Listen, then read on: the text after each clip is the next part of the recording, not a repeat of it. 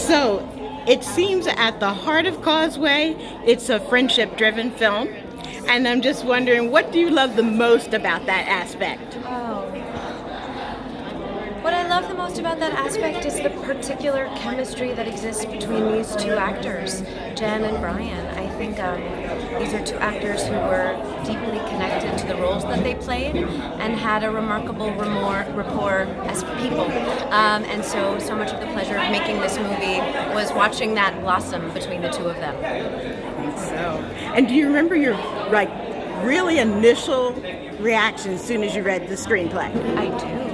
You know, this is a military homecoming story, and I'm not a service member. I'm not a veteran, but I remember being sort of floored by how connected I felt to this character's inner life, her struggles. I felt recognition reading this script, and I also remember being struck by the lyricism and the care and the patience of the original script that I read. That approach to telling the story really appealed to me. It means a lot. I can't wait to see it. Thank you. Can we get the music down? So I wanted to start by asking, because I think that, for me, what's so incredible in this movie, one of the things that's so incredible is the casting, especially because it's, in a lot of ways, unlikely duo. It's cast against type in a way, and I think they're both so incredible. And I'm curious how you got to the place that you are in terms of having Jennifer and Brian play these roles.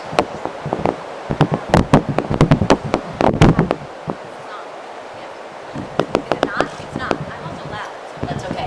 Oh, that's hot. Hi again. Thanks for still sticking around. Thanks for being here. Thank you. That's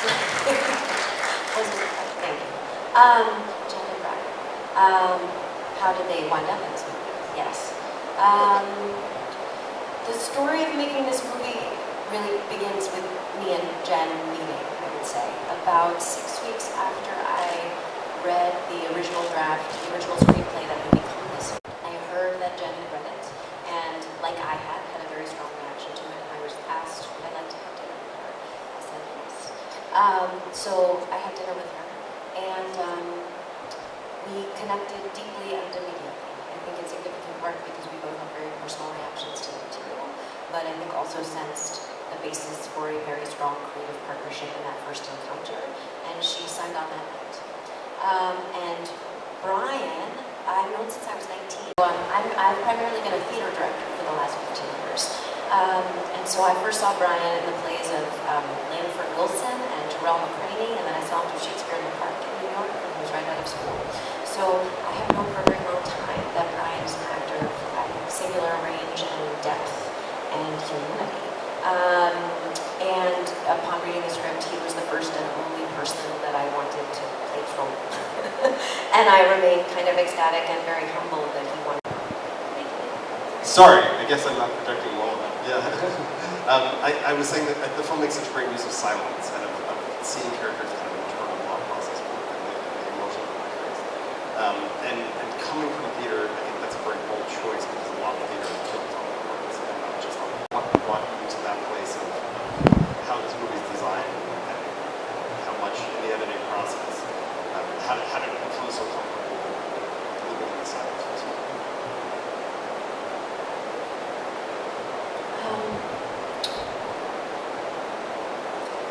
The script was always, I would say, character forward, not story forward, and was always, I think, relatively speaking, somewhat spare.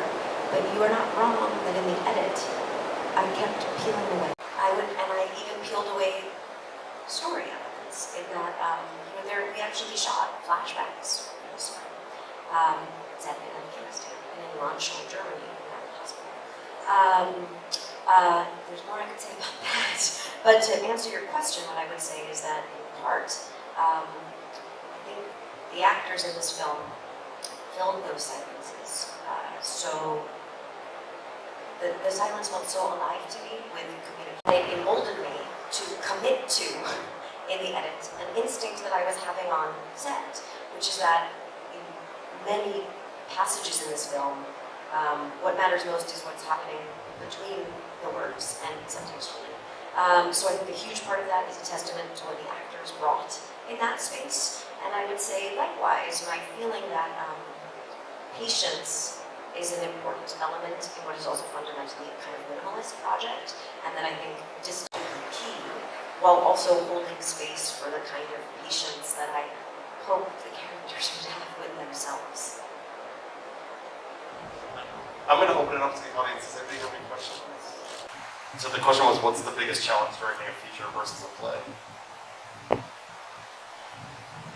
First, I will just acknowledge that one of the great joys of this process was recognizing how aligned the impulses are, directing and non-directing film. I mean, the processes are structured in radically different ways. They're almost diametrically opposed. How the process is built and wired, and what it's up to philosophically in mediums. But the core projects for a director, storytelling, the centrality of the conversation with the actor, the role of visual composition, they're so connected.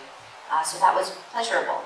In terms of the challenges, I'm not how much time you got. But I would say at core, I think one of the lessons of living this experience. I mean, in this particular project, also had its fair share of setbacks. We started shooting in the summer of 2019. We had a lot of natural elements in our way. I'm loud. Oh, there was a hurricane, evacuate. Long story short, we began photography for this film in the summer of 2019, and we didn't complete it until the summer of 2021.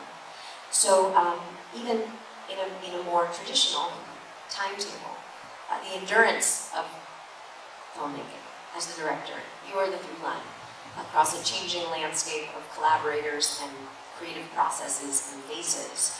And I think you carry it with you, and it's daunting, and it's also the thrill of it. See, no, we don't have that. But do we have another question from the audience? Yeah. Have you ever driven on Lake Pontchartrain Causeway? Yeah?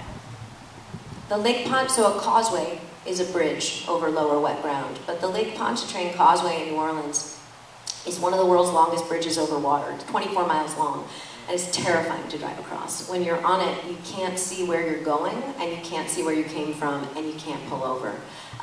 So I would say that journey also struck me as an apt metaphor for a number of the journeys in the film. For Working with Jack. This is another, like, how much time you got? I could talk about Jack forever. So Jack Fisk, was as context for people who don't know his work, he's honestly a living legend. He came up working with Terrence Malick. He's also done a lot of work with Deere. He's old enough, certainly, to be my father, possibly my grandfather. I feel like I got to go to film school while making this movie, and my film school was Jack Fisk. That's really how I feel. He's in his 70s, and he has the creative curiosity of a 12-year-old in the best possible way. He is endlessly imaginative, resourceful, inventive. I talked about those flashbacks that I cut. Jeff, very tight budget, with astonishing ability, and he's relentless in the most joyful way. As a problem solver, he is an incredibly rigorous collaborator, but as I sort of keep saying when I say childlike, like he's very playful in his just endless imaginative robustness. And I really, as a first-time filmmaker, both the education filmmaker, and he treated me like an equal. I mean, it was a really joyful collaboration. Was 92 minutes could be considered short by today's standards for a drama. Misgivings and things you lost in order to put it to that length. My feeling in general is that things should be as long as they want to be on their own terms. So I will tell you that the process of cutting that photography was painful. It was some of my favorite stuff I shot. We shot it on 16. It was visually arresting. The production design was incredible. The performance, with regard to that, I spent a great deal of time investigating whether it could in fact play a role in the film. But it was becoming apparent to me in a way that I could not deny that the strongest version of this particular film was set exclusively in the present tense. Significant part, that's because the focus of the film is not what happened before, which isn't to say it's not important. It is very important. But the focus of this particular film is how the conversation started in terms of the space held between these actors. I just kept finding that when I cut away from it, and I started to interested, there's like an adage, show, don't tell.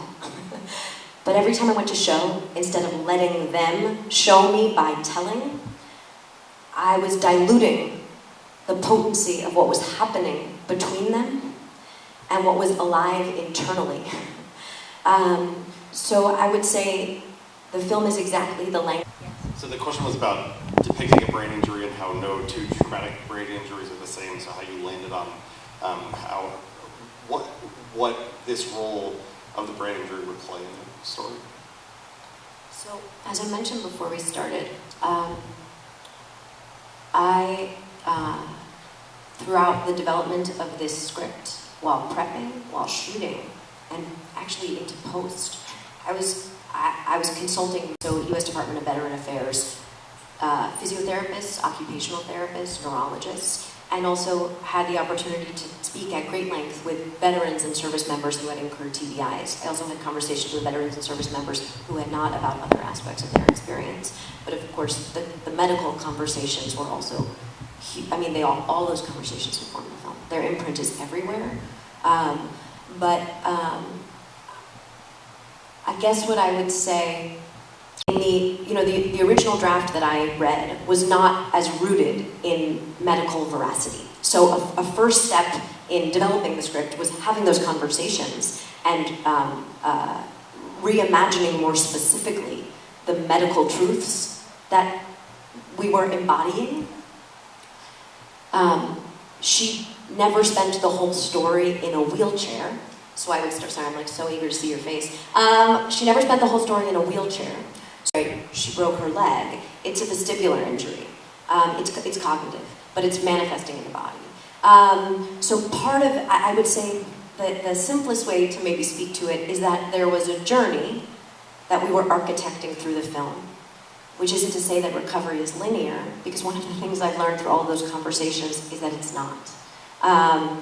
But there was a journey that we were architecting in the film, and I would say diagnosing her specifically was a critical step through the film in terms of her recovery and how that recovery would interact with the kind of, forgive me, spiritual journey that was also happening in the film. We have time for one more right here.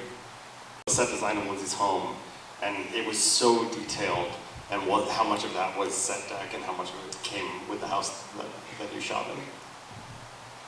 I spent so much time in that house. I remember it so well. That homeowner had a dog named Spike who headbutted me. It drew blood. I'm learned a lesson that day about, going low to a dog. I thought I was doing what I was told, like going low. No, anyway, that's one of my most striking memories of that house. It was a great homeowner. His name was Spiker, the guy who owned the house character. And we did nothing to the exterior. And we added some greens, some plants. We added that above ground pool. But we did almost nothing to the exterior, but the interior is all Jack Fisk. Yeah, I think that kitchen was that color, actually. I think we kept the color green in the kitchen. And where there was some decay in the walls, we generally didn't touch that. Oh, the bathroom looked just like that. That was the tile in the bathroom. But everything else totally transformed by Jack Fisk and our set deck, Adam Willis. Unfortunately, I think we have to turn the theater over, but thank you so much for coming and sharing the film with us. Please don't forget to vote.